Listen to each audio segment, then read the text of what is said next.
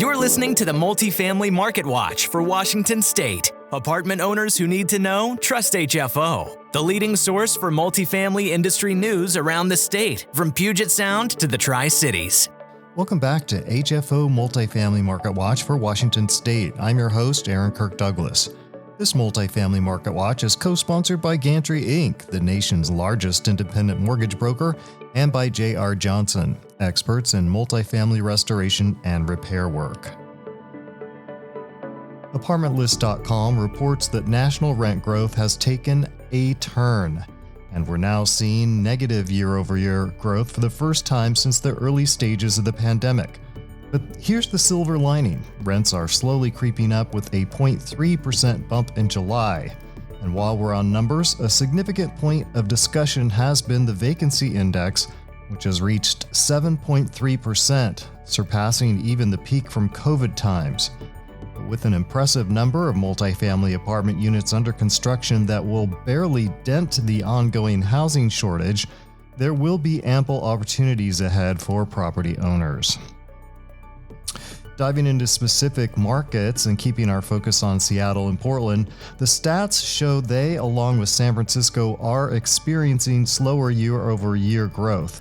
These cities are experiencing trends similar to the early pandemic phase and rank in the top 10 for the slowest rent growth over the past year. The Federal Housing Finance Agency has recently sought public input on enhancing tenant protections in multifamily properties that are supported by Fannie Mae and Freddie Mac.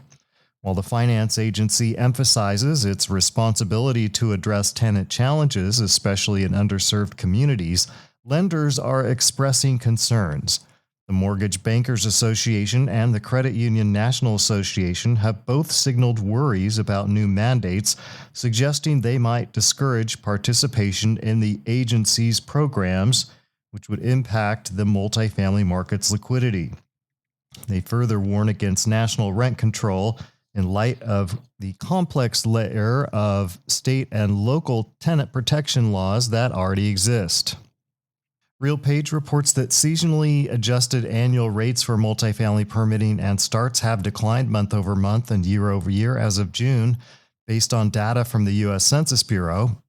June's multifamily permitting rate was 13.5% lower than May and down 33% from the previous year at 467,000 units. Multifamily starts were revised downward to 14.5% in May, with June's rate declining further. This historical difference between permits and starts has recently narrowed, suggesting the annual rate for multifamily starts may have been overestimated. Regionally, the Midwest was the only area to see an increase in multifamily permitting, while other regions showed a decline. In early 2021, apartment developers in Seattle applied for permits to construct over 5,800 rental units. However, following the implementation of expensive new municipal energy codes in April, the number drastically declined to 500 in the subsequent 3 months. The strict city requirements make Seattle a less attractive place to build. This trend, coupled with the city's drive to further tighten energy requirements, is pushing builders to explore opportunities outside the city, potentially leading to fewer urban apartments and higher rents. Some experts suggest that rather than tightening the city codes, Seattle should prioritize development in dense, transit-connected areas that reduce emissions. In a significant move by the Seattle City Council, an effort to introduce a rent-controlled trigger law was defeated last week by a 5-2 vote. Proposed by Council member Kshama Sawant, the initiative faced opposition from several council members who pointed to the city's limited housing stock. Leading up to this decision, property owners and industry groups voiced their apprehensions, warning of the potential negative consequences on small landlords and emphasizing that rent control might deter landlords and developers from participating in Seattle's housing market. Council member Sawant, who is concluding her third term this year and who has been known for her progressive policies, expressed disappointment emphasizing her socialist stance that housing should be a fundamental right rather than a commodified entity.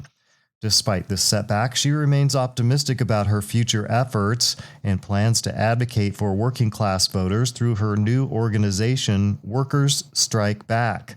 Sawant's ambitious proposal, had it been approved, would have instigated a series of significant measures emphasizing rent freezes, restricting rent hikes, and establishing a rent control commission.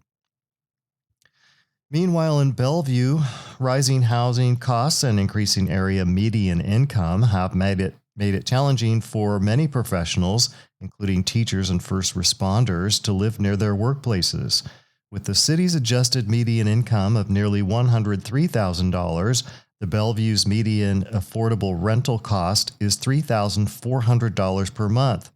These housing costs, coupled with predictions from the Bellevue Housing Needs Report, suggest a need for an additional 30,000 units by 2044. And those factors have compelled the city to offer incentives for affordable housing projects. Among those initiatives is the Multifamily Tax Exemption Program, which grants a 12-year tax exemption for projects with 20% of units affordable for residents earning less than 80% of the AMI.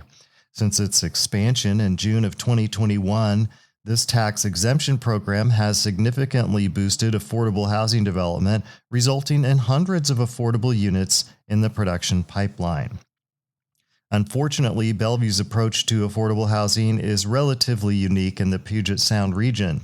By basing its policies on 80% AMI, Bellevue has spurred the development of a broader range of apartment homes, including both affordable and market rate.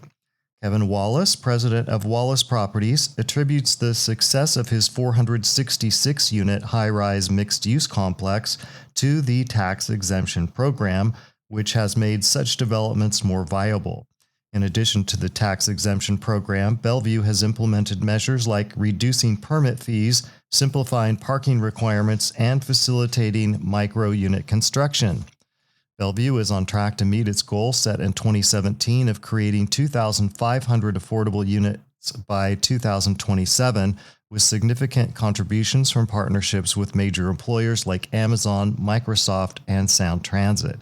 These collaborations have already created around 780 units, with plans for further affordable transit-oriented developments. In Tacoma, a battle is brewing over renters' rights. The renters' rights group, Tacoma for All, joined the United Food and Commercial Workers Local 367 union in filing a lawsuit against the city. They're alleging that the city council stepped out of line by placing an alternative renters' rights measure on the November ballot, going head-to-head with Tacoma for All's initiative. The Tacoma for All proposal seeks to substantially change the city's rental housing code. Their ideas include additional rights for renters like relocation assistance and a ban on winter evictions. However, in a twist of events, the city council passed an ordinance expanding renters' rights, and their regulation became law. But the council decided to put the ordinance on the November ballot and called it Measure 2 alongside Tacoma for All's initiative. Ann Dorn, a representative from Tacoma for All, said this move could create confusion among voters, considering that Measure 2 is already in effect. The lawsuit argues that this move from the council effectively takes the decision out of the hands of the people rather than allowing a clear majority vote on their initiative. The lawsuit also reveals that the city had previously tried to discourage Tacoma for All from presenting its initiative and threatened to introduce its own measure. With ballots due to be printed by early September, Tacoma for All hopes for a speedy resolution. They have asked the court to remove Measure 2 from future ballots, leaving only their Measure 1. And finally, the Tacoma Housing Authority has announced a significant wage increase for its employees. On Tuesday, the agency board of directors approved raising the minimum pay to $32 an hour, ensuring that all 174 employees earn what they deem a housing wage to cope with Tacoma's rising housing crisis. You could stay up to date with the latest from Washington State multifamily industry by following our blog at hfore.com and by subscribing to the HFO Multifamily Marketwatch podcast. We'll see you next week. Our entire office specializes in multifamily real estate, making HFO the largest multifamily brokerage in the Pacific Northwest. Your success is our passion. Build your legacy with HFO. Call 503-241-5541 or visit our website at hfore.com for more information. HFO is an affiliate of the Global Real Estate Advisor Network.